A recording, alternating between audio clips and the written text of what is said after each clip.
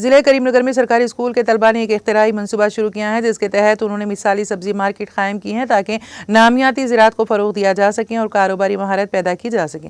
یہ اقدام ضلع محکمہ تعلیم اور جانیہ فاؤنڈیشن کے اشتراک سے شروع کیا گیا جس کا افتتاح ضلع کلکٹر پامیلا ستپتی نے کشمیر گڈھا ریتو بازار میں کیا۔ اس انوکھی مارکیٹ میں تقریباً 60 طلباء نے 12 سرکاری اسکولوں کی نمائندگی کرتے ہوئے حصہ لیا اور ایسی سبزیاں فروخت کی جو بغیر کسی کیمیکل کے اگائی گئی تھیں۔ اس عملی تجربے کا مقصد ان کی کاروباری مہارتوں کو بڑھانا اور پائیدار زراعت کے بارے میں ان کی سمجھ کو بہتر بنانا تھا۔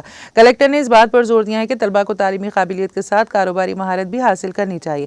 انہوں نے طلباء کی حوصلہ افزائی کی کہ وہ اپنے خاندانوں اور اپنے طبقات کو نامیاتی پیداوار کے صحت بخش فوائد کے بارے میں واقف کروائیں۔